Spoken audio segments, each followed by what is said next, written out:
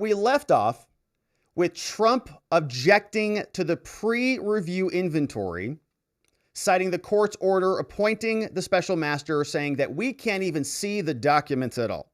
So how can we possibly, Judge, confirm for you whether there is in fact good materials, good data, that we know what's actually going on, because we haven't even seen what's in the documents. We don't even know.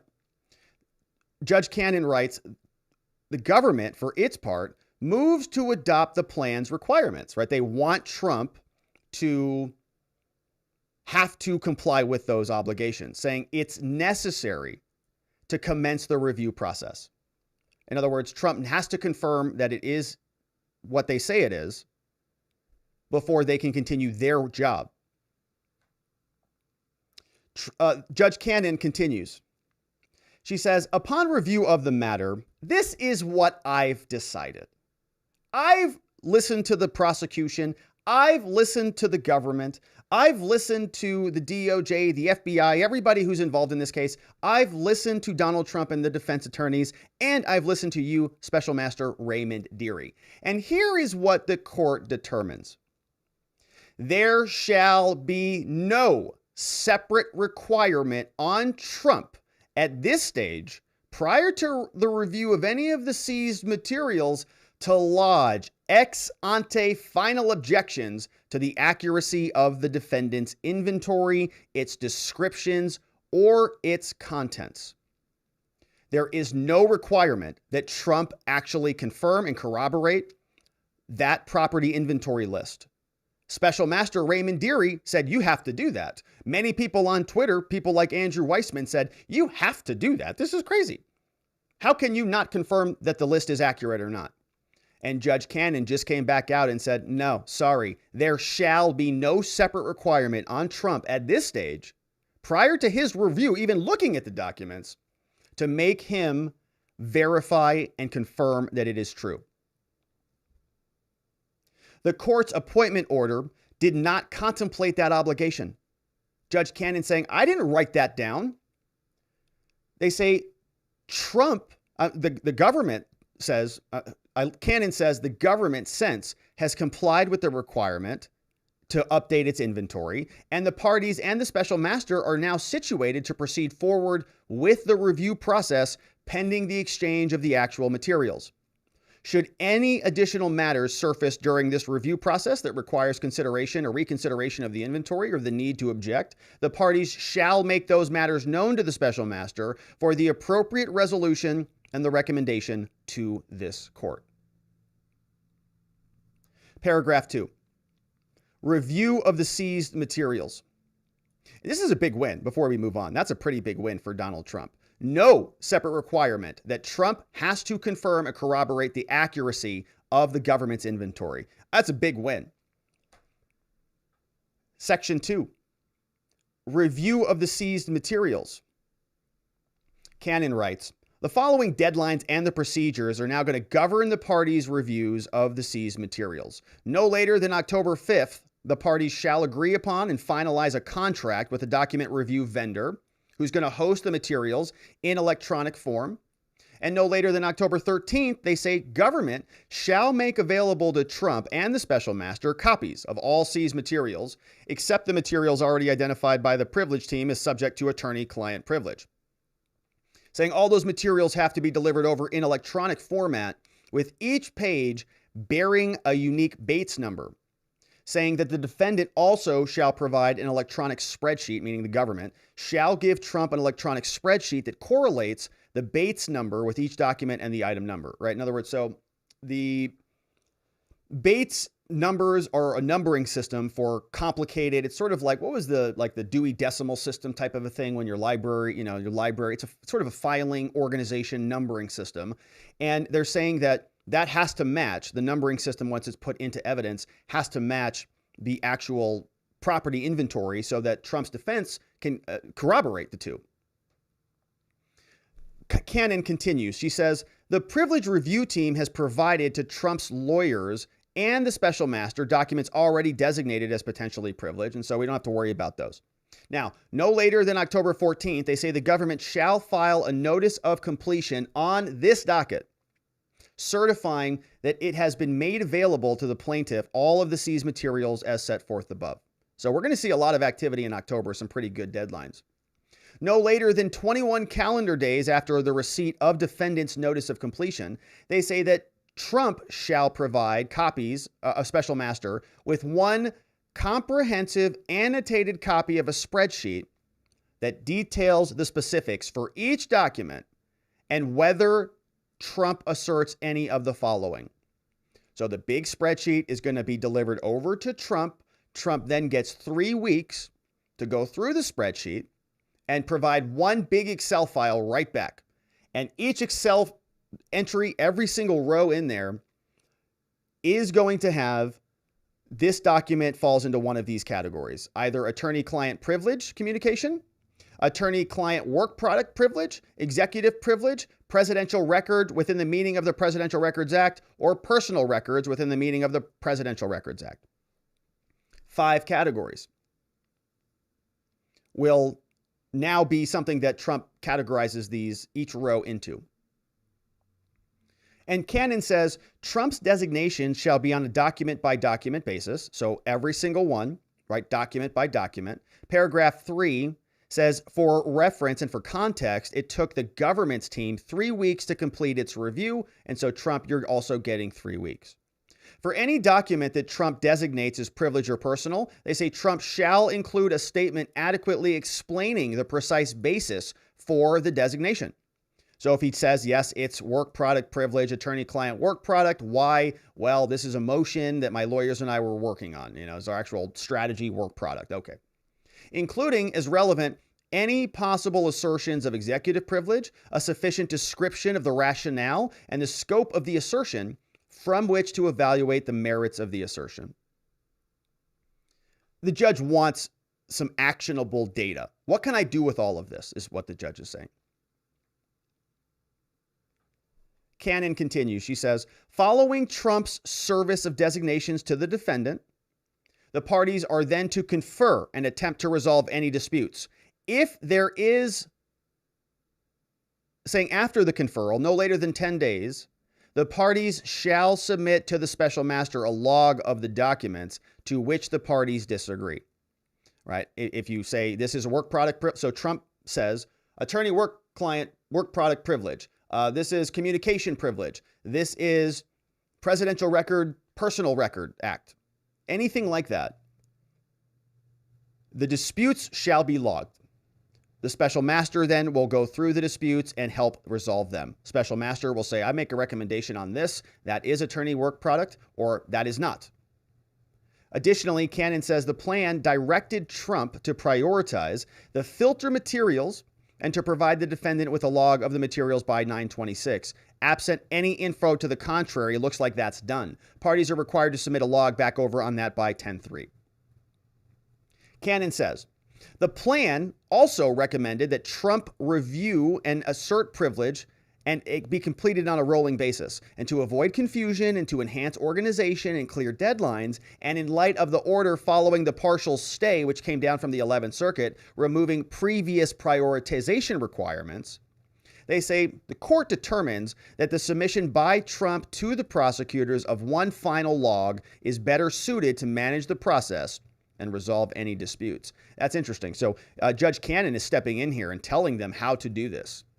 It's more than just saying, I defer to you prosecutors and I defer to you special master, and I'll let you guys go figure this out. Saying, actually, this is how I want you to do it. I'm going to put a big spreadsheet order here and you're going to all just work off one master spreadsheet. Cannon says, finally, in light of delays in securing an appropriate vendor to scan and make available these materials and recognizing the more precise quantification of the implicated pages of materials, describing the 11,000 documents approximating 200 pages of materials, right? 11,000 documents, aka 200,000 pages. The court hereby extends the end date for the completion of the special master review from the prior date of November 30th. She's giving them another 2 weeks to December 16th. Oh man, they are not going to be happy about that because they are saying that this, they want all of this stuff done before the midterm elections. This modest enlargement is necessary to permit adequate time for the special master's review and recommendations given the circumstances that have evolved since. Saying again, should a need arise to make limited modifications to this plan, the court will make those adjustments as necessary. Now, as to the motion for a return of the property, they say, once the court has reviewed the special master's recommendations and ruled on any objections thereto, the special master will, if necessary, consider Trump's motion for a return of the property later. And so she's sort of kicking that down the road after the recommendations have been made. Saying the defendant shall submit a responsive brief later, also talking about these staffing concerns. Saying, yep, okay, neither party objected to the proposed fees, and so all of that is now approved. Done and ordered in chambers down in Florida. Hopefully Judge Cannon and her staff there in Florida are weathering the storm okay, because as we know, Hurricane Ian just blew through there. So pretty big win for Donald Trump, if we're being honest about this. Special Master Dearie and the government prosecutors wanted Donald Trump to have to confirm and corroborate the government's property list, and Special Master Raymond Dearie wanted that done.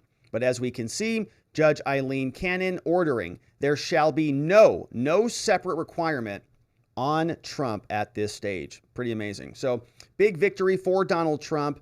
And we're going to continue to cover that saga as the Trump case continues, but a pretty big victory. Many more deadlines coming up in October, and of course, we will continue to cover this. Thank you for subscribing. Thank you for supporting the work that we're doing here, and thank you for joining us on the Trump Mar-a-Lago saga. All right, my friends. Yeah, and we had an update. Jeff, he's doing okay, Zach Nichols says, which is good news. Very good news. All right, and so let's jump back into the next segment on the show today, and let's see what we have queued up here for us. And let's check a couple things, because I see YouTube is giving us the death grip. Don't know why that might be. Checking a couple things before we start our next segment. The glitch is starting again.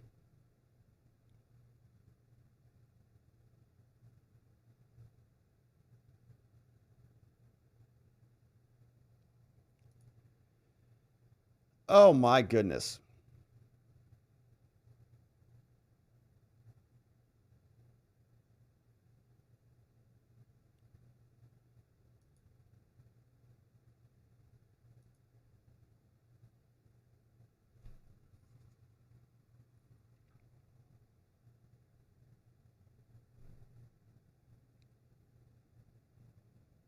Okay, so I don't really know what's going on with the ISP, but I think that our buffer may work itself out, so we'll just keep on going. I don't know. I think it might work itself out. We'll have to see. I'll keep an eye on the cache, and we'll just keep going.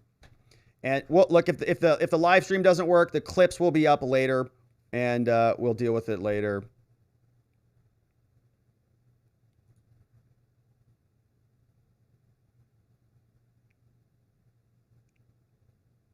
All right. All right, so we'll just continue on, and then if it doesn't work, just come back and get the clips. We'll get the clips uploaded. Weird. What a weird day.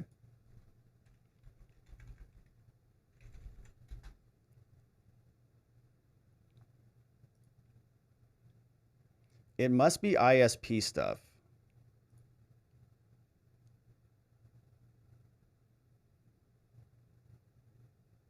I'm doing a speed test here before we jump into the second segment to see what's going on.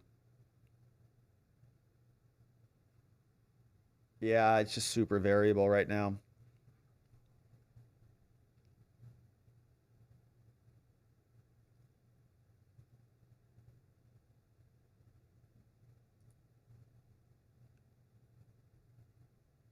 Okay, let's see if it works itself out because my speeds are just all over the place. All right, so we'll just continue on.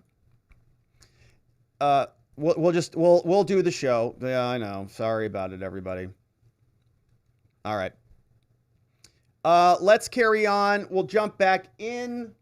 We're going to take a quick parchment break.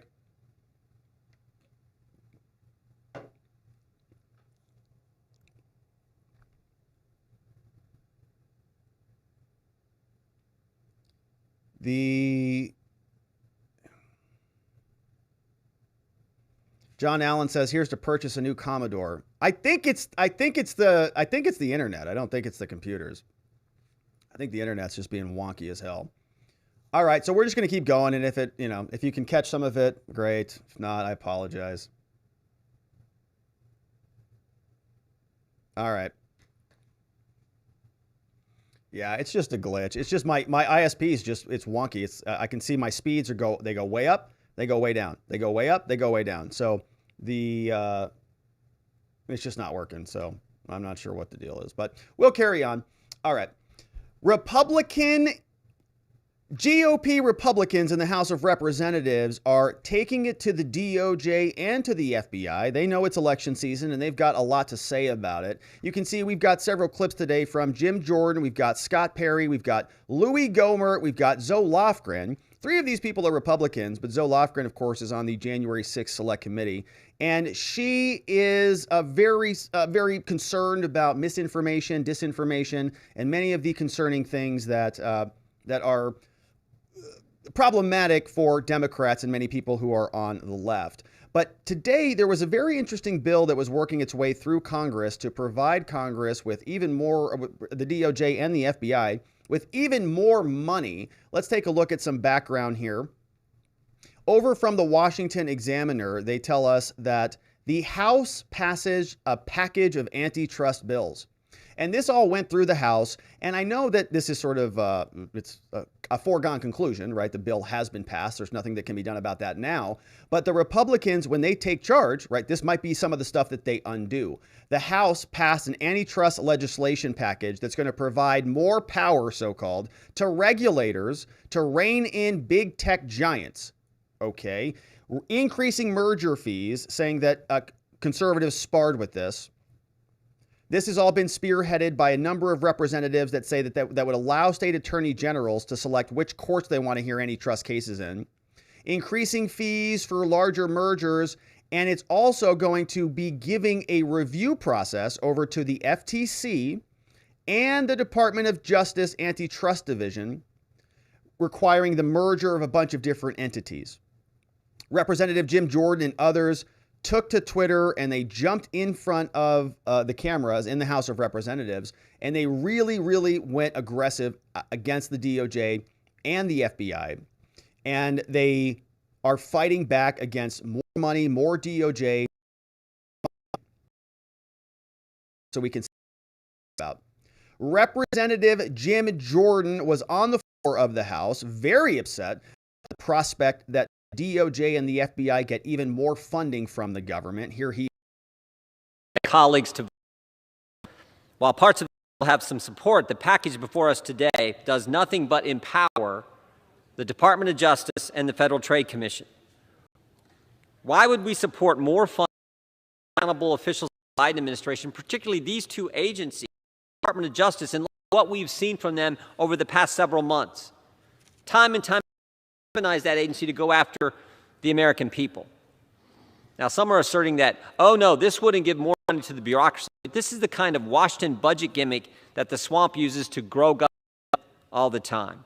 In the majority-owned committee report on the bill, they acknowledge, quote, the updated fee would provide the U.S. Department of Justice and the Trade Commission with additional resources to review mergers and enforce the antitrust laws. More money for Merrick Garland and the DOJ, yes, to harass the American people. More money, more power. We know the Capitol Hill Police Department wants offices in a number of every piece of this new domestic terrorism, misinformation, homegrown violent extremism pie. A lot of money in there. Here's Jim Jordan. Proponents of the bill are talking about how this would get resources to the agencies while saying it doesn't include an appropriation. This logic is laughable. We know where this money's gone. In fact, the chairman of the committee said in his opening remarks, he said, DOJ and FTC are in, quote, desperate need of more resources. We know where this money's gone. $280 million, $140 million to each agency every single year. Wow. The Congress has already appropriated money to hire 87,000 new IRS agents, and now we're going to give hundreds of millions of dollars to the DOJ and the FTC. Such a deal for the taxpayer. Where does it stop? If you want to do something about big tech, this bill is not the vehicle. A bill that empowers these two agencies to, I think, collude with big tech to come after conservatives is not the way to go. I hope that down, Mr. Speaker, I urge, as I said before, I urge a no vote. Jim, no vote on the bill. Of course, the bill ultimately passed, but he is speaking very aggressively out against the DOJ and the FBI and communicating that when, maybe they're in charge, maybe this is a different thing that happens. They don't obviously want to continue to fund these corrupt agencies. And if they do win power, if these elections go their way, we may see a pretty big shift in terms of Republican policy out of the House Judiciary Committee, which we can all look forward to. We also see that Scott Perry took to the floor of the House of Representatives, very upset that this bill may continue to fund the DOJ, that he is also saying is highly corrupt and partisan. Speaker, and I thank the gentleman from Ohio. I would just ask my colleagues, how many more times do we need to see it? The abuse of power by the Department of Justice. I'm sure, just like I do, you travel your district, you talk to people that agree with you, some don't agree with you. You know what not one person has said to me, agree or disagree. Not one person has said to me, you know what we need, Perry? We need more money for the Department of Justice. Not one. No, of course I don't not. know why that is, but maybe it's because of the abuse of power. They have attorneys in every state, agent branches all over the place, tens of, if not hundreds of thousands of attorneys, staff, court staff. They are one of the biggest agencies in the entire country, and they want more money. Now, I appreciate my colleagues that want to do something with big tech. I sure want to do something too. And you know what? In about 3 months, the folks that are just around here, and then we can do something meaningful. We don't have to take the bad to get a couple good things. We can just do the good things and leave the bad things out. The balance of power may shift. And we do a lot of things in good faith around here, Mr. Speaker. We do a lot of things in good faith. We're tired of having those things abused. And people say, well, what are you talking about, Perry? Well, I'll give you an example. President Biden used the HEROES Act. The HEROES Act. Act made after 9/11 to support people that were called to duty to go and get their education, but they were called to duty. He used that to forgive the loans of all these people that incurred this student debt. So, lawless administration stepping all over the Constitution whenever it serves them and ignoring it when it doesn't. And you can see Scott Perry very animated on the floor of the House of Representatives, very aggressively saying that if the balance of power changes, we're going to be in charge. They're doing a bunch of nefarious things. We're going to have the gavel soon enough. It's going to be our turn in time. Representative Louie Gohmert is also communicating some serious concerns about the FBI and the DOJ. Gohmert says specifically that whistleblowers are coming out and contacting his office.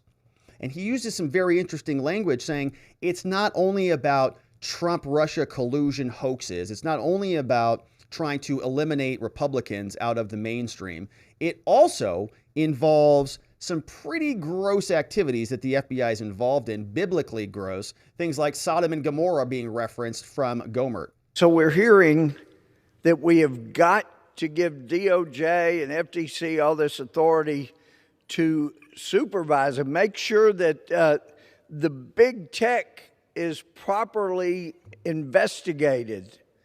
But our committee has oversight over Department of Justice, and we have not done oversight as a committee to stop what's been going on. And I can understand Heritage Foundation, some of these others, they haven't seen the whistleblower complaints that Jim Jordan and I've been seeing. I've gotten double digits now myself that were not counted in the 14 that the committee got. It sounds like Sodom and Gomorrah up there. We've got complaints this week Sodom and Gomorrah about the sexual harassment, about sexual improprieties on the top floor, the 7th floor where the headquarters is of the FBI. and all the favors and all the intimidation that goes along with sexual improprieties. And then you want the DOJ, the people that told the big tech that story about Hunter's laptop, that's Russian disinformation, which they're good at saying because they pass that on about Russian collusion. And any time that President Trump or people in his administration said anything, here came the DOJ whispering in people's ears, that's Russian disinformation. Yes. And they were plotting that. They were planting all of that stuff. Remember, NSA, Jake Sullivan, the national security advisor, the Clinton campaign manager, he was posting on his Twitter account saying specifically that Trump was engaged in Russian collusion hoaxes, while Michael Sussman was sitting down with James Baker at the FBI, shoving him false information that came from Michael Steele, from Igor Danchenko, all the way up through Perkins Coie. Ridiculous. And Congress is now communicating about giving them more money. Look, these are the last people that we need to trust with reining in the big tech, because we've seen the techniques. And I got to give them credit, although there is apparently a tremendous amount of corruption at the FBI and the DOJ that has not been reined in. I got to give them credit. When it comes to intimidation and manipulation, they are right there, and I don't say this lightly, they're right there with the Gestapo. I've had FBI agents talk to me about, remember when we used to call the attorney of people that we knew were not violent, even though they committed very serious felonies? We'd tell them when to report, they reported. We didn't use the Gestapo tactics of going in the dark, beating down doors, dragging them out in their underwear to parade in front of cameras that they leaked inappropriately leaked information to. This is a different DOJ. They don't need more money. They need less until they need their help to eliminate their corruption, and they start cleaning up their own act, which Christopher Wray and unfortunately Merrick Garland have not done. Here. That's Representative Louie Gohmert really taking it to the FBI and the DOJ, saying it's like Sodom and Gomorrah over there. What are you guys doing over there? A lot of very problematic things apparently happening there at the FBI. And it's Representative Louie Gohmert who's hearing from whistleblowers within the FBI's own organization. So pretty troubling stuff coming out of the FBI, but not surprising at all. We see now on the other side of the aisle, you remember Zoe Lofgren. She's over on the January 6th Select Committee, so-called, and we've been calling it the fake Select Committee. But Zoe Lofgren really wants the DOJ to have more money. She really wants the FBI to be funded. Why? Misinformation. And as she's learned from all of her astute observations there on the January 6th committee, she knows just how dangerous misinformation can really be. Of speech. Now, content moderation is important. We have seen in the January 6th committee a lot of material that has spread lies, that has incited violence, and that content should be moderated. It should not be subject to a bogus effort by state AGs to prevent content moderation through the antitrust provision. This bill would actually... And we already saw that. So she really, really wants more power over to the DOJ, more authority from the FBI to get out there and to battle misinformation, because she knows that actual information is not so good for her political party, and she wants to make sure the narrative continues to be controlled. That's Representative Zoe Lofgren.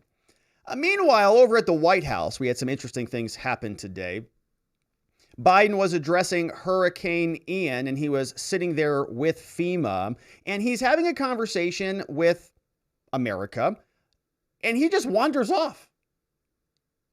And it's pretty shocking. You can see he's not supposed to go this direction. Biden goes to his right. The entire FEMA office room is watching him. And you'll notice that the director of FEMA is this woman standing right here with the red hair. Along to her left, we have Secretary Alejandro Mayorkas, the Secretary of the Department of Homeland Security.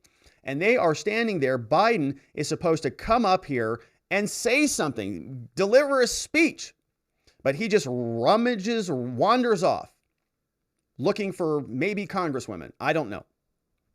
But you can tell this is not supposed to happen. And how do you know this? Because of the reactions of the people who know how Joe Biden actually works.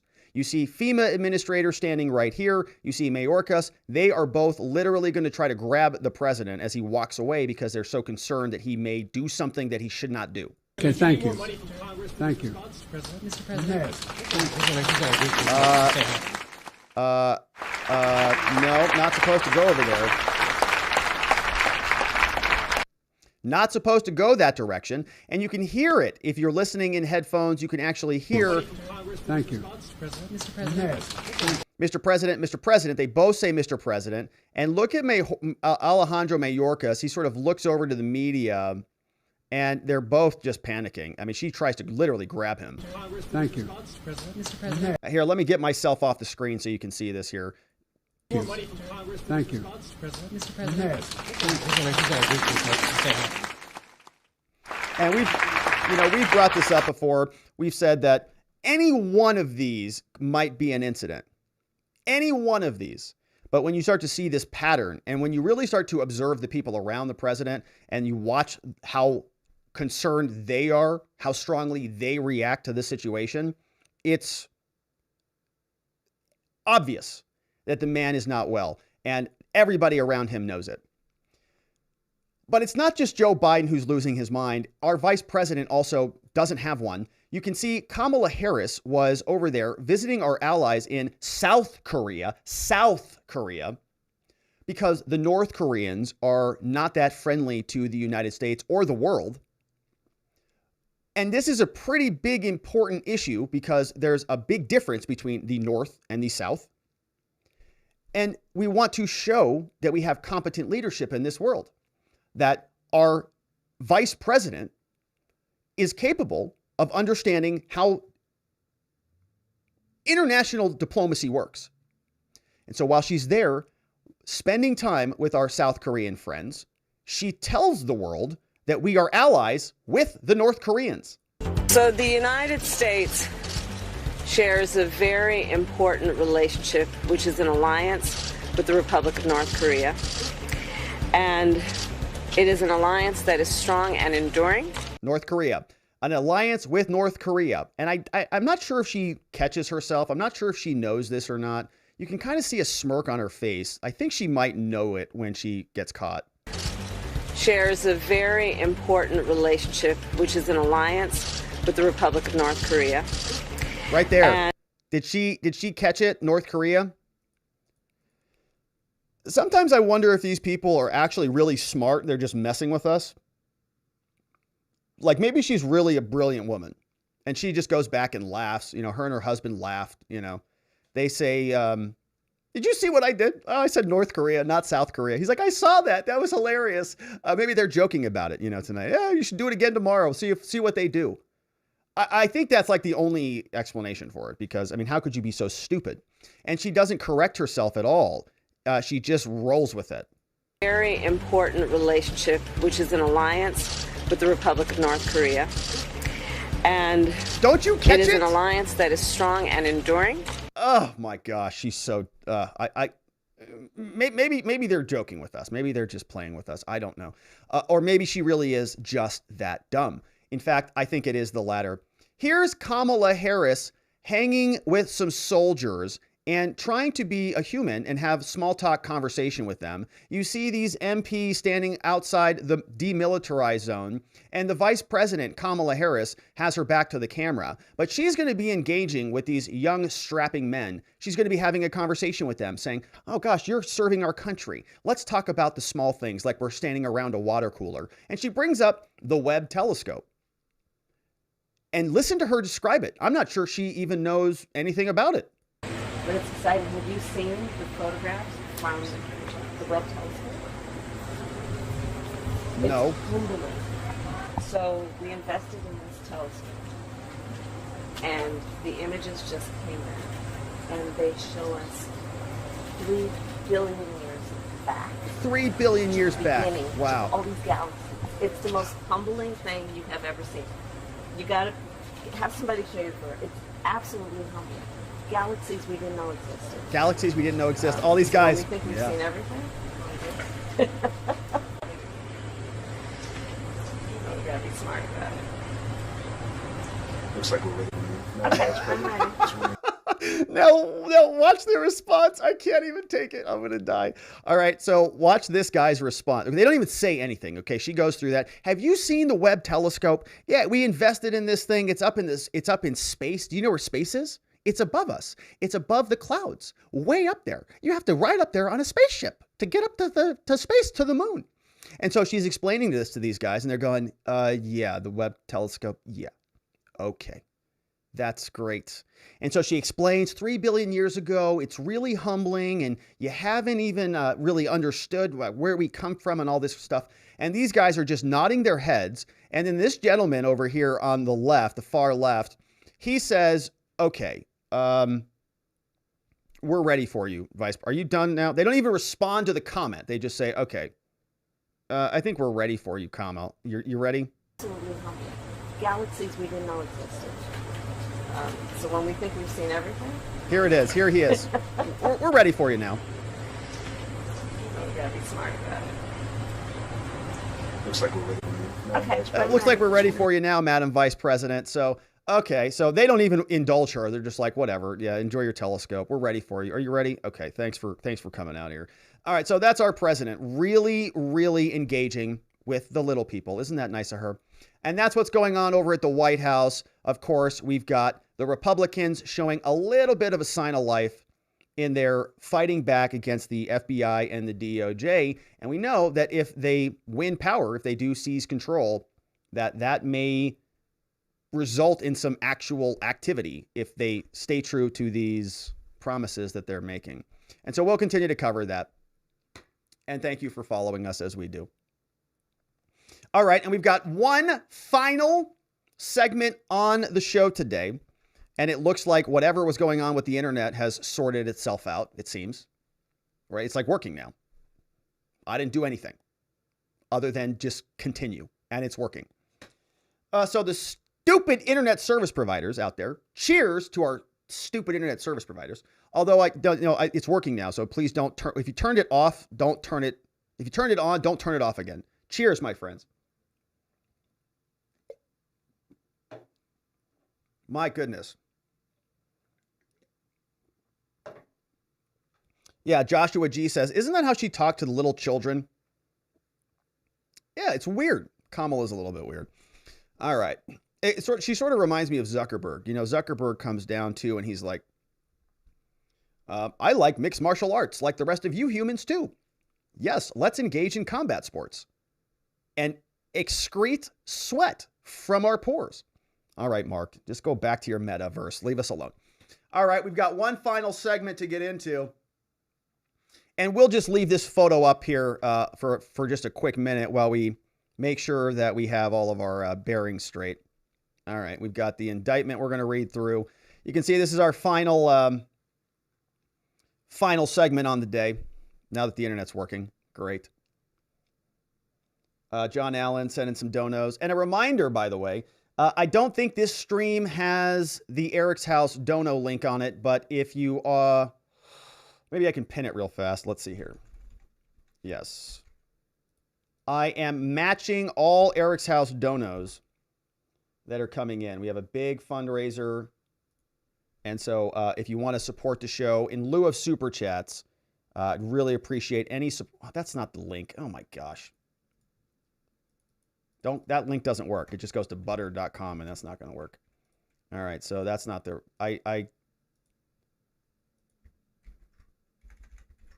this is the actual link.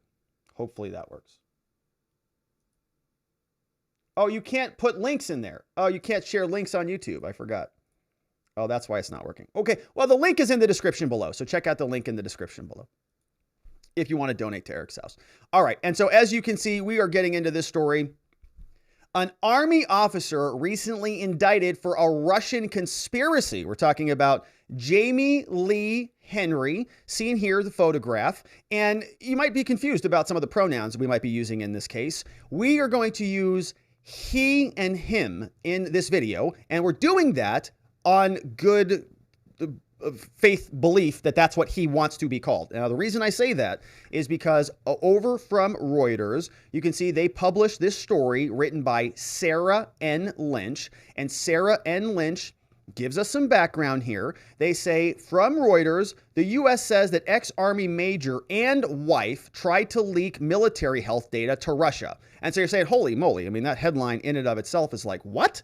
An ex-Army major and his wife tried to leak military data to Russia? All right, that's like a big deal. But we can't even talk about this story until we get our pronouns right? Okay, so they tell us here, coming out of Reuters, from Sarah Lynch, who's a very reputable reporter, and we follow her a lot. We've covered a lot of her tweets. She does great work on cases.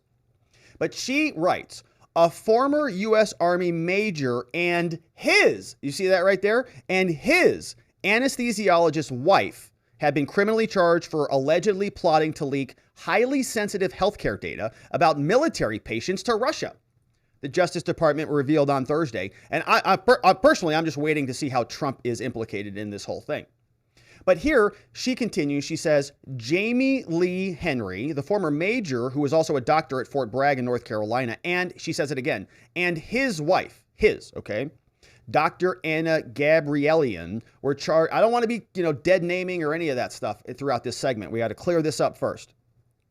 Were charged in an unsealed indictment in federal court in Maryland with conspiracy and wrongful disclosure of individually identifiable health patients. Now, it's all coming out of an Army base, and we are going to read it in detail because it's a wild story. It's like a spy novel.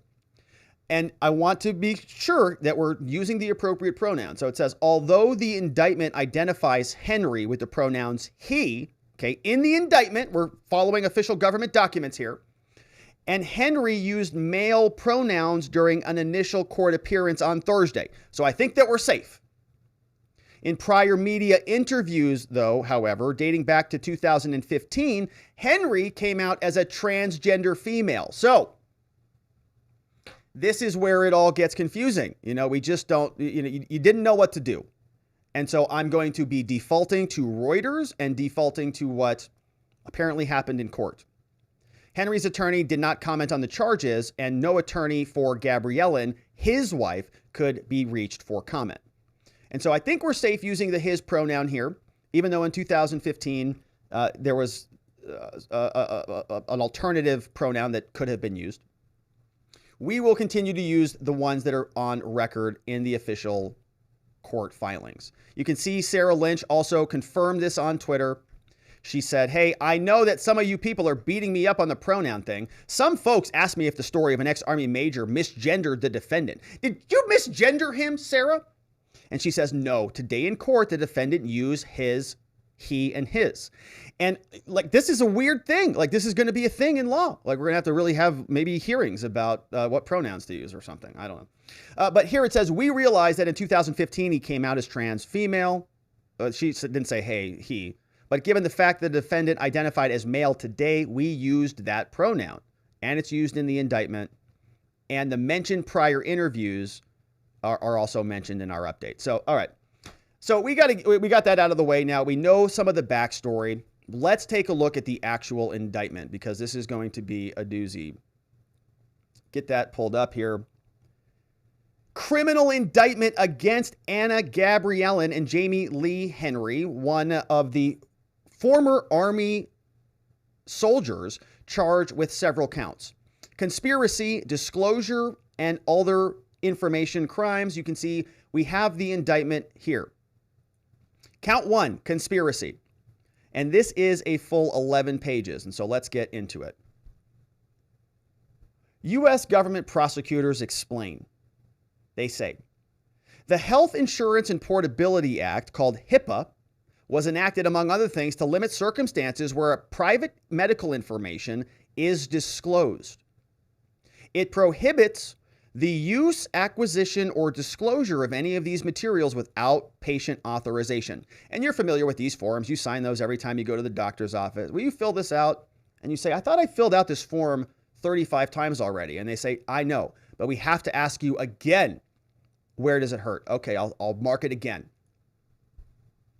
Prosecutors say, defendant Anna Gabriellen, who is the wife, she's a resident of Maryland. She was an anesthesiologist, okay, a doctor. We're talking about medical information. She is a licensed anesthesiologist. Right, these are the people who make sure you wake up if you go through surgery. Right? They don't want you to die when they give you anesthesia. And so they try to keep you alive by monitoring your vitals and all of the information. And so she is an actual doctor. She was a healthcare provider and a covered entity as defined by HIPAA and its regulations. Gabriellen worked as an anesthesiologist at a medical institution in Baltimore, Maryland. They say that the defendant, the former Army soldier, Jaime Lee Henry, was a resident of Maryland, was Gabriellen's husband and a major at the U.S. Army. Henry was a doctor who worked as a staff internist and was stationed at Fort Bragg, the home of the Army's Airborne Corps, headquarters of the United States Army Special Command. Henry was a healthcare provider, so somebody who worked in the medical space, a covered entity as defined by HIPAA.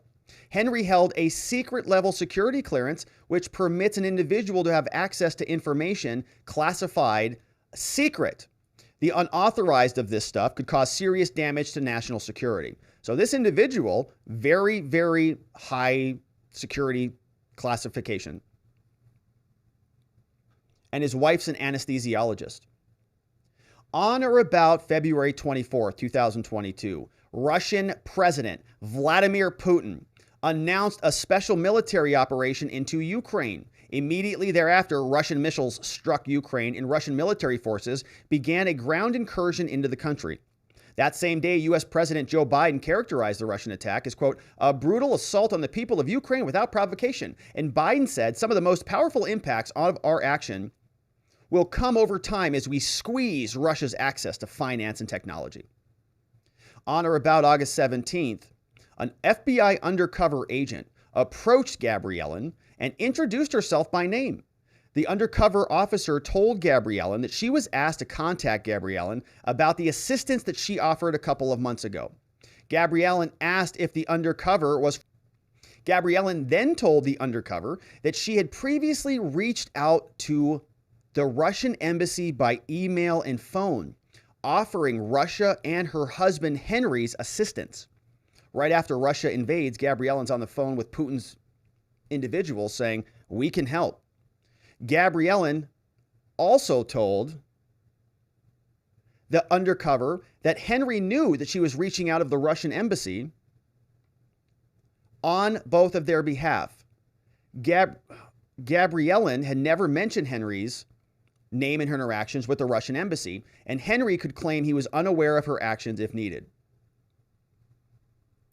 Now we talk about the conspiracy. It says from in or around August 17th and through the present in the District of Maryland and elsewhere, these two lovers, Anna and Henry, did knowingly conspire and agree with each other to commit offenses against the United States and disclose medical information covered by an entity out of authority to do so. The object of the conspiracy is as follows. It says the object of the conspiracy was to provide patients at the Fort Bragg Medical Institution information, their information to people working for the Russian government in order to assist Russia by demonstrating that they have access to U.S. personnel. So it's sort of a trial, right? Make sure that you have access to it. What the heck is going on with my stream over here? All right, everything is being wonky. Okay, it continues. It says, number two, the other purpose was so that Gabriellen and Henry's willingness to provide information to the Russian government, so confirming these people will in fact be spies, the potential for the Russian government to gain insights into the medical conditions of people who were a part of this conspiracy. How were they going to do this? The manner and means. They say it was part of the conspiracy that Gabby and Henry met with an individual that they thought worked for the Russian government. In fact, that was really an undercover agent. It was further part of the conspiracy that Gabby and Henry suggested that the undercover agent, or suggested to them that they could get patient information from the Army and the medical institutions of the U.S. military. They also said that they had plausible deniability regarding their interactions. They had a plan for Gabby and Henry's children to flee the U.S. if they got caught, if they had their communications exposed. It was also part of the conspiracy that Gabby would access the medical records at a medical institution that was associated with the U.S. government. All of that would then be transferred over to the. It was also part of the conspiracy that Henry would obtain numbers, relate with a group of friends, and you say, hey, you know, this is our plan, but you don't do anything to go further that plan. It might just be just talk, right?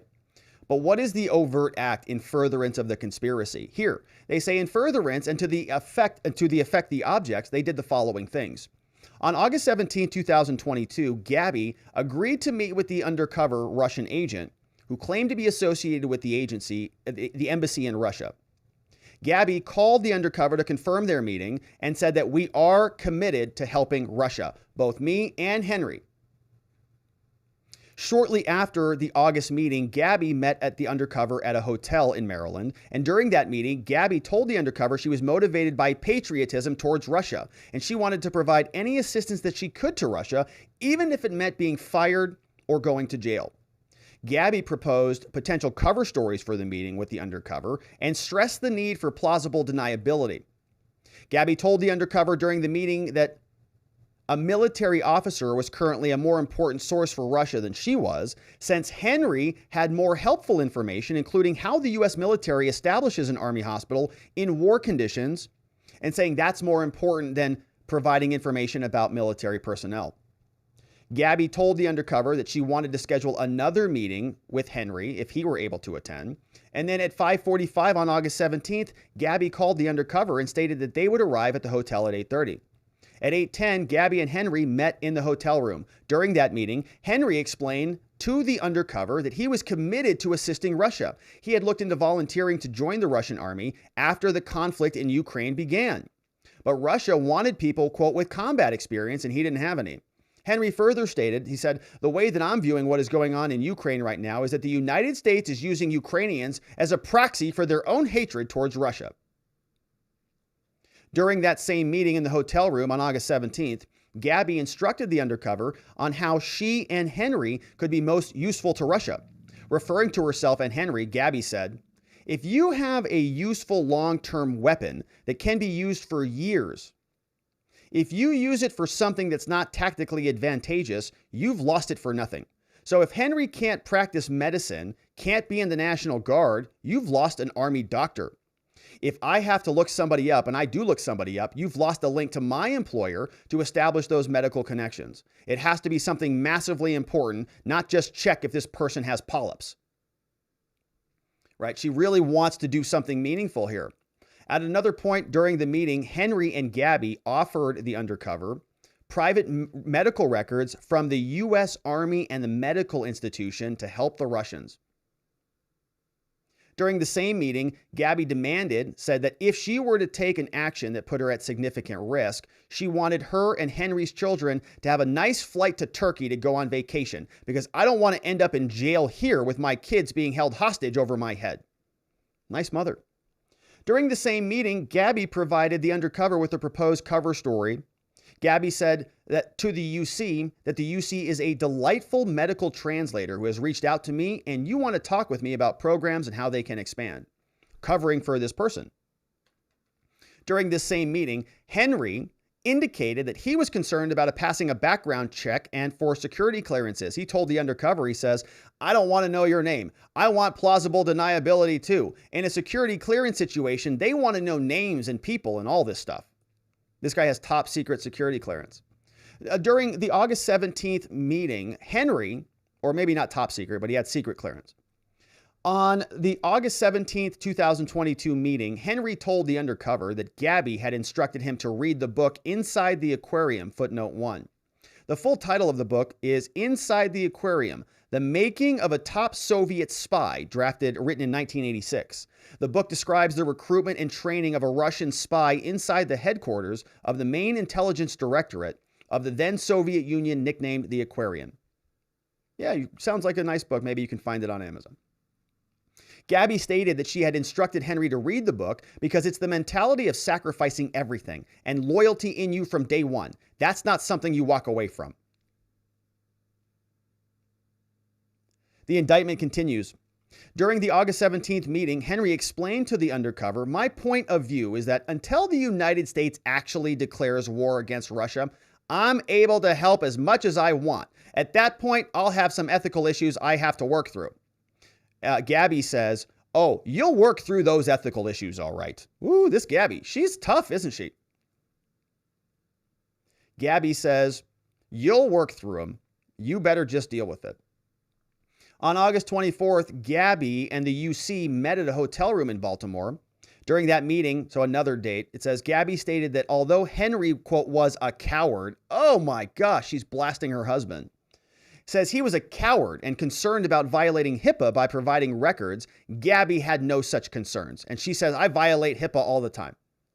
Gabby further told the undercover she would check in with Henry about providing medical records from Fort Bragg patients and get back in touch.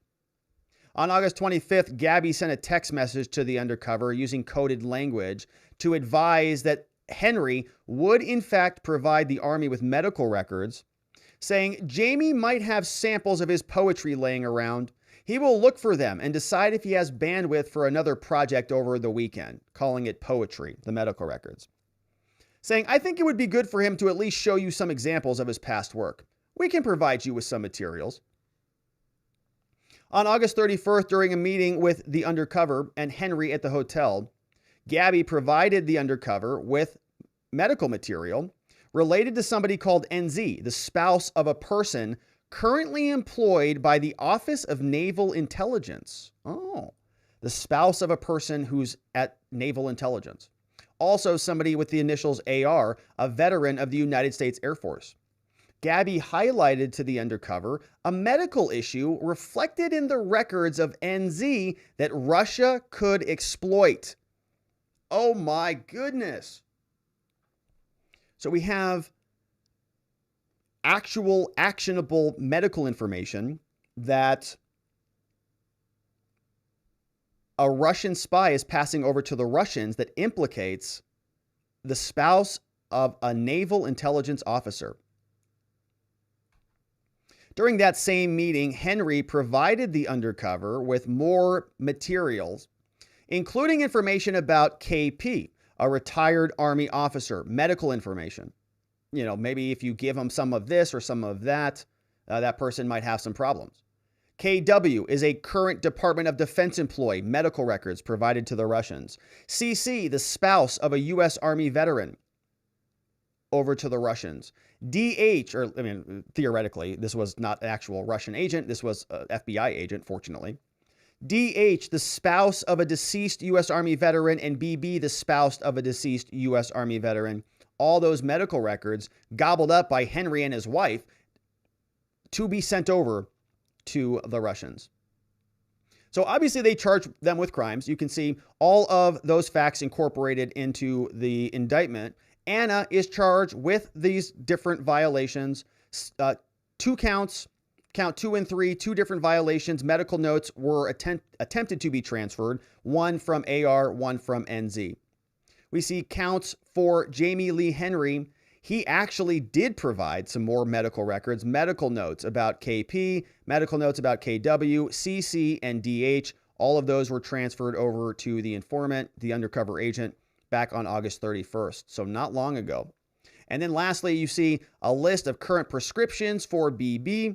That was on August 31st. All of this signed by Eric Barron, the United States attorney who is laying over this case, and the foreperson, of course, who signed the indictment. Their name has been redacted. Dated September 28th, 2022. That is the indictment for Anna Gabrielian and Jaime Lee Henry. Jaime Henry being the U.S. Army soldier who's a doctor who provided materials over to the alleged Russian spy. So pretty shocking material, sort of reads like a spy novel. This is the wife, Anna Gabrielian, both of them being charged with crimes. And of course, very interesting story that we will continue to cover. And we appreciate you joining us as we do. Thank you for subscribing. Thank you for liking this video. Thank you for sharing some of the shorts with some friends. And we appreciate it all. But that, my friends, is it for the show for the day. Little bit of a bumpy road on this one. No doubt about it. Not one of the finer shows on the day. And I think it's because my stupid internet provider is not working with me today. So hopefully that's fixed tomorrow. I'm going to see if there's anything I can do about it. But I already pay for the fastest, bestest everything. And so I'm not sure that there is that much that can be done. But we did cover some ground. We talked Trump, Mar-a-Lago, the special master plan. If you missed anything today, all of the clips will be edited, re-uploaded. And so you can check those out. But now, my friends, it is time to hear from you and to see what you have to say about all of this and more. We're going to go over to our friends at watchingthewatchers.locals.com. And I think we had some super chats come in. I probably missed them on the first stream. I apologize on that. I'm going to sort of assemble everything that we missed. And so if I missed you, we'll try to get you back tomorrow.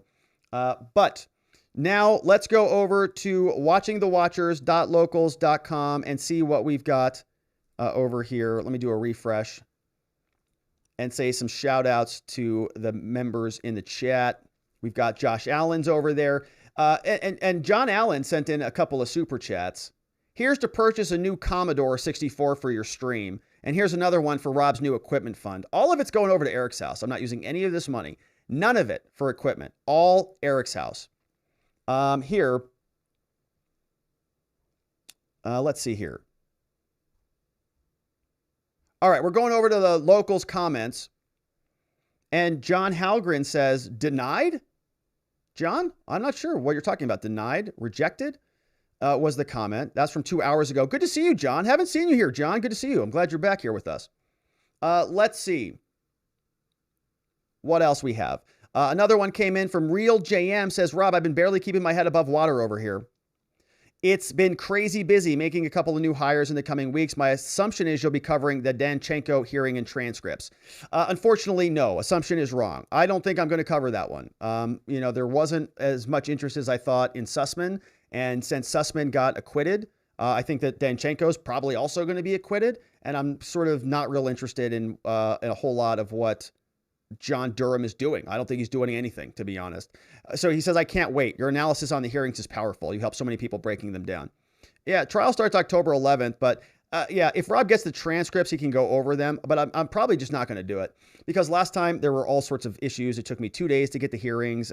We tried it with Bannon, and it didn't work out that well. We tried it with Sussman. Although Sussman was better because it was an actual trial. I don't know. Maybe on Danchenko, but I doubt it, honestly. I think he's going to be acquitted like everybody in D.C. Who went against Trump. Jason says, we've been spending most of our lives living in freedom, living in a freedom paradise, and now we are not. Rest in peace, Coolio. A song and a singer of my youth era. Yeah, we talked about that on our morning stream today. In our morning stream. Given how Judge Dearie seems to be extending and trying to expand his mandate, do you believe he's acting as a partisan? No, not really, but he probably just wants to get stuff done, honestly, and he's probably just trying to use as much.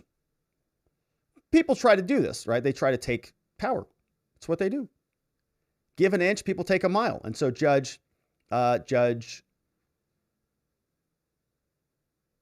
Aileen Cannon, is not allowing that to happen. Speech Unleashed says, inefficient multi-step process is the very definition of government. That's a great comment. And 100% true. Absolutely true.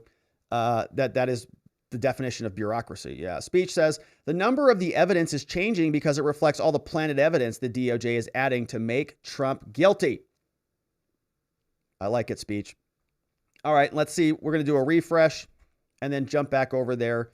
Yeah, Coolio died. ICAST. Coolio died today. It's not good. Yeah. And we listened to some of his music on our morning stream. And then, of course, got copyright strikes. So that's just how it goes. On YouTube. We listen on locals, though. Three Girlies is here. Says, hey, Rob, couldn't Kesey sign on different dates because he wasn't there, like on vacation? If they have a time frame to file, wouldn't a lawyer not being in the filing be them not being available? Why do people have to read into it? Well, I think the reason I'm reading into it, Three Girlies, is because CNN reported that he was being sidelined, and I don't know why. And I noticed his name was not there. Once CNN came out with the article, Christopher Kesey came back out and said, no, I'm still working on this. But then his name wasn't on it. So now we're asking ourselves, why wasn't his name on it? And shout out to the youngest girlie over there in the Three Girlies household. Shout out indeed. It's Thursday. Hope you're having a great week at school over there, youngest girlie. We have here, Gregory says, from Marcus Cicero, the evil was not inbred in circuses per se, but in the willingness of the people to sell their rights as free men for full bellies in the excitement of games, which would serve to distract them and other human hungers, which bread and circuses can never appease. Marcus Cicero from Gregory. Love it. J-Rock says lost Rumble at 6:44. All right. Thank you for the timestamp on that. Rumble up at 6:50. What is going on here? All right. Speech says, I love this judge. At least one person is making sure that Trump gets a fair shake. And shout out to Ray K.O.K. Thunder 7 says, where'd Rob go? Ray K blames the FBI. We have Hunter Crack Dealer says, Rob, I don't mind the glitches. It works just like my brain. Three Girlies says, with Judge Cannon doing this, can the government appeal the order? Or is this something that would not go up on appeal?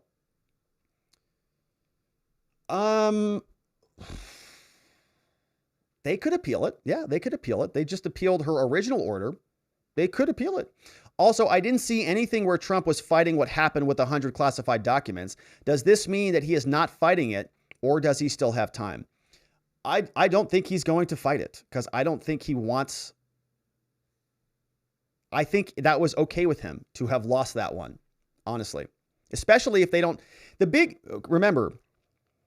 The reason the 100 documents were problematic is because Trump was being asked to quantify them, to explain them. And that was not something that I think he's prepared to do. So when the 11th Circuit took that ability of the special master, to review the 100 documents, it was almost a victory for him because he didn't have to verify it. Now that the Cannon has also said that he doesn't have to verify even the regular property list or any of those documents, I think it's actually a win for him. So I don't think he wants to appeal it because he does not want to. He'd rather not have to say under oath and confirm what's in them than stop the special master from having them, I think is what I'm trying to say. But it's a good question. I don't know. I think there still is time for him to appeal if he wanted to. I don't remember when that order came out, but Speech says, I don't believe anything the Republicans are saying right now. They're just spewing stuff for the election. I'll believe them when they actually pass the things they say they will. Whenever the Repubs get in power, they just back down and they try to look like the better party by, quote, working across the aisle instead of pushing things they want through like the Dems do. I think you're right about that, Speech. They're not really that effective in many, many ways. All right, and we have some more coming in. Speech says, question, why aren't any of the Republicans in Congress fighting against Biden's statement to forgive all those loans? The president doesn't have the power to do that. It can only be done by Congress, but Congress is just letting it go through, even if it is an overreach of the executive office. So Thunder is now linking this. I saw that there are people suing the Biden administration over this. I saw that even the attorney general from Arizona, Mark Brnovich, has also communicated that there will be a lawsuit filed. So I think it just took a little bit of time. But I agree with you, Speech. I think it's pretty shocking that Congress allows this stuff to happen. I've long said that, you have, I've used the analogy that the branches of government should be elbowing their power back. If the White House, the executive branch, takes power away from Congress, that's kind of a permanent thing. And if I was Congress, like if we're personifying these things, I would be very angry if Mr. Executive Branch came over and took my cookies. But Congress, in this case, they're like, well, we don't care. We don't like making decisions, and we don't really do anything anyways. And so why don't we just delegate all of this over to the executive branch? One of the most important pieces of advice that I can offer you guys. Oh my gosh. And I want you to really remember this. Never let anybody tell you who you are You tell them who you are. It's like the worst writing. It's just terrible. Thanks. I can't even listen to any more of it. Emotional old cat lady says Kamala didn't make a mistake at all. The alliance is so that they can teach the Democrats how to control people like they do. Oh, great. That's a morbid thought.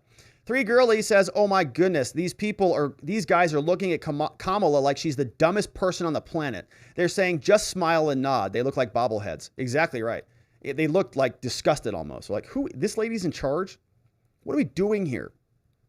Here's emotional old cat lady saying that Kamala is talking down to them if they're second graders on space exploration. Remember her explaining the Ukraine war? If you're watching any level of Ukraine is a country in Europe. It exists next to another country called Russia. Russia is a bigger country. Russia is a powerful country. Russia decided to invade a smaller country called Ukraine. All right, so she talks to everybody like they're idiots. Former says, take a look at the we have another one from Don't Be Hatin' says, the FBI was being so secretive and vague during the raid that they wouldn't let anyone watch what they were doing. And where the underwear went. How in the world would anyone have been so able to verify what they were looking for anyways? I don't even think that they knew, especially since they seem to have misplaced at least 60 documents that we know of so far. Good for Cannon for not forcing that ahead of time. Good to see you, Don't Be Hatin'. Here's another one from Three Girlies. Youngest girlie just said, use they, them pronouns, Rob. She says, when you don't know the pronouns, just go down the middle with they, them. That's true. She knows. I guess that's the thing now. The youth educating. I'm like a grumpy old man now. It's like, well, I don't even know what to say to those kids anymore. You know, and the youngest girlie in the household says, just call them they, them, dum-dum. That's a good point, I guess. Speech says, no. Speech says no. Those aren't English pronouns. Okay. It's not proper English. We're going to leave that debate for another show. Here, Thunder7 says the traitor is guilty of treason, but beyond it, it's pathetic. That all of this, talking about Hunter Biden, someone said that the president is compromised, his son is a direct threat, yet still no charges from the DOJ. Commit treason as long as you're on the inside of the New World Order. Oh my gosh, Bonnie posted a great video today of a doctor somebody on Locals. I listened to about 30 minutes of that, and I'm going to probably finish it. If this couple had been given intel to Ukraine, none of this would have happened, just like the resident in the White House and his son. Here's another one from FedCure. Says, ciao, Roberto. Greetings from the half of Florida, still with food, water, phones, internet, and AC. Don't you get it? As resident Vice President Harris, second in charge of the communist-controlled White House, was telling the truth. What do you mean rejected comments thread? Drop them below. We don't have and rejected comments by the mods. Please explain. We don't have, I see what you guys are saying. So, okay, so the comment thread that I posted is rejected. Now, rejected is the title of the show, which is this here. And you're thinking that I'm saying rejected, like rejected comments. I should have been more clear about that. All right, I put that's the title of the show, is how I sort of structure this. All right, and we had another one from Three Girlies, says, good to hear from you, asking about the damage. Speech says, I love how a bunch of people who have nothing to do with Jaime Lee felt the need to act as social justice warriors against the writer as to whether she misgendered him. People need to start paying attention to the real issue instead of focusing on which pronouns were used. Yeah, it's like we have a whole story about a Russian spy who was literally committing treason, more or less. And the story is about the pronouns. And I spent 10 minutes talking about it. Three Girlies says they really have ruined their lives. Even if they're found not guilty, there won't be a hospital that's going to touch them. And they can refuse to testify against each other, but seems Gabby doesn't care if he goes down with her. We see who wears the pants in the family. She seems to be the dominant one. I wonder if she has insisted that he identify as female. Next, he's going to be trying to be the same prison as his wife. Oh, gosh, that's a funny one from Three Girlies. Maybe. Yeah, maybe. And, if the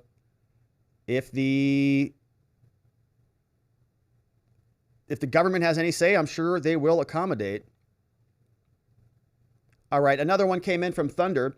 Thunder7 says, told you they would remove her speech, which you posted a snippet of. They didn't put it back, but that usually indicates it's going to be taken down permanently. YouTube says Georgia Maloney family value speech was mistakenly removed. Yeah, a lot of stuff getting dumped out there.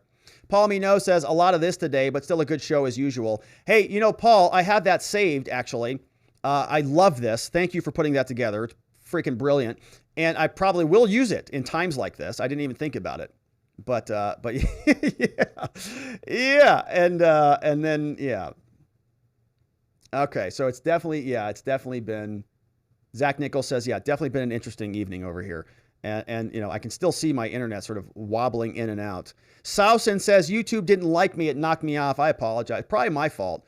Facts Matter says, sent my donation through Rumble in stream 1. Hope it comes through. Thanks for dedicating your time to such an important cause. You're a good human, sir. Well, you are too, Facts Matter. And I know you've made several donations. And so thank you very much for that. After this show is over, I'm going to go try to assemble all of the damage, the aftermath, of what happened. And we'll try to hit those all together tomorrow. But thank you, Facts Matter. 3 Girlie says, youngest girlie wanted me to tell you she's learning about Paleo-Indian, Mesoamericans, Aztec, the Olmec, and the Maya. She's also learning about pre-Columbian American history. Well, that is very interesting, youngest girlie. I have some fascination with some of that stuff myself. In fact, here in this area in Arizona, right where I live, in this downtown area where I do walk and talks, there is some interesting history in this area. Phoenix got started by a guy named Jack Swilling. And Jack Swilling took this area of land and he modified it and he built basically canals to create farmland in the Phoenix Valley. And those canals, youngest girlie, you know who made those? Long before Jack Swilling came into Phoenix? The Hohokam, the Indians. They were here. They had built canals, thousands of miles, probably. We don't really know all the details, but I think they finished about the 1200. So from about 1800 AD to about 1200 is when sort of the Hohokam, I could be wrong on some of these dates, were creating these massive canals, and they were these huge farming cultures here. And then something happened, the climate changed, as it always does, and the waters then sort of were no longer around, and the Hohokam moved on. It wasn't good farming land. And so from about 1200, I believe, 1300 or so, the Hohokam sort of moved on, and then it was dead, right? There was nothing there for about 500 years, and then we have all of the American history. The Civil War happens. Jack Swilling, after that, in the 1860s, he comes out, and he sees this beautiful land here in the Valley of Phoenix, and he starts rebuilding these canals that the Hohokam left 600 years before, and he starts farming all of this area. And then guess what happens, right? Now you have people need farms, and you need people to build the farms, and you need construction workers, and you need all of this stuff. So it's incredible. And, we often forget about how short American history is. It's 1700s. Way before that, all sorts of activity all around here. And so it's such a cool part of history. That's amazing you're learning that stuff, youngest girlie. It's very important. Learn it, remember it. It's useful in your life. It's useful for context because we all need to know sort of where we came from. And I'm glad that you're paying attention in school. Real JM says, Rob, if you decide to cover the trial transcripts, first round's on me. Otherwise, please sponsor some people who aren't able to upgrade. You're doing important work, Rob. Thank you. Yeah, well, thank you, Real John, Real JM. John's over at Q Simple. John's a Spotlight supporter, and we appreciate that, John. And it is important work. I do agree. We do have to know what's going on with this stuff.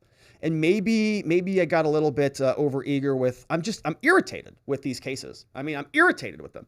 I'm tired of covering them because they're not even interesting. Sussman was interesting, but Bannon wasn't because everything was stonewalled, right? Anyways, we'll have to see. But thank you, John, for that one. We're going to do a refresh, and we're going to see if anything else came in. Let's see here. Facts Matter says, can you try to have Barnes come on after his farmer case hearing on 1031? We need to share that story with the world. Robert Barnes, I'm not familiar with what's going on. He's got a hearing case. We can connect. I'm sure Barnes would be okay talking to us. I'm sure he'd be okay with that. I hope so. We've talked to Barnes before, and I'd love to do that as soon as I can figure out my technology problems. But all right, my friends, we had a couple questions come in, or a couple donos come in over on Locals community. Let me share those with you. John Allen, here's to purchase a new Commodore 64 for your stream. John Allen also says, here's towards Rob's new equipment fund. And you can see some of the fun stuff that's happening over on our Locals chat. But that, my friends, I do believe is it for us on this very rocky day. And we're going to leave it right there. I want to thank everybody who was a part of the show today, who left and came back and left and came back again, and all of our amazing supporters over at watchingthewatchers.locals.com. If you want to join our community, we had a live stream that we did this morning. We're going to try to start doing some more of those along with our walk and talks, and sort of get a little bit more time in the schedule to do some stuff, and I'm grateful for it. So come check us out, watchingthewatchers.locals.com. You can join also on YouTube, clicking that join button right next to the subscribe button. And remember that I am on the board over at ericshouse.org. We have an amazing fundraiser taking place right now. From now up until October 10th, October 8th is when we're going to have our annual event. It's an organization dedicated to helping people who've lost somebody due to suicide, overdose, or addiction. Suicide, overdose, or tragic death. So oftentimes, a father will lose a son in an ATV accident or something like that. Horrific things. Hope and healing takes place over at ericshouse.org. Your support, any donations that are coming in from these shows, we are going to be matching. I'm going to be matching that. And so I'm grateful for that. We are up to $4,200 total. That's not including today. It's amazing. This money really goes to help people. And I mean it really, right? I know that sometimes donating to charities feels like, where's it going? There is so much healing happening here. And there's a lot of people that need it, right? The world, unfortunately, has too many overdoses, too many deaths, too many suicides, too many tragic deaths all over the place. It's terrible. And so thank you for supporting the work that's taking place over there. Also, I am a criminal defense lawyer. And if you happen to know anybody in the state of Arizona who needs help, 480-787-0394. We have an amazing team of lawyers at our office. And not just lawyers, everybody on the team is amazing, to be honest. And it is our mission to help good people find safety, clarity, and hope, not only in their cases, but beyond that in their lives. And we appreciate you sending your referrals our way. You keep us busy and you keep us doing our life's work, and we are grateful for it.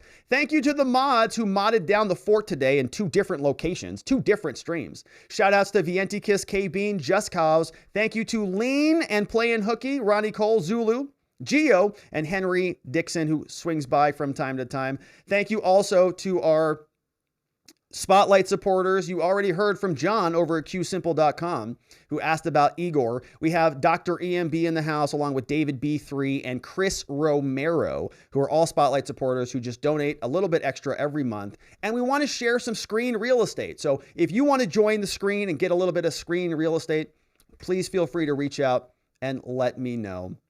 But this, my friends, is it for the show on the day. And let me just say, whew, boy, that was a doozy of a show. No doubt about it. And I'm not sure what is going on with the internet, but I will diagnose that later today. But thank you for hanging on and hanging through it with me today, my friends. That took some fortitude, to sit through it. There's some people out there like, this guy's a loser. Get a real internet connection, idiot. Well, and their criticism's true. I'm working on it. We're going to try to figure it out tomorrow. But thank you to everybody who hung tight with me. I'm really grateful for you. I hope you have a tremendous evening. You sleep very well, and that you're right back here tomorrow so that together with your help, we can shine that big, beautiful spotlight of accountability and transparency down upon our system with the hope of finding justice. Have a tremendous evening, my friends. Sleep very well. I'll see you right back here tomorrow. Bye-bye.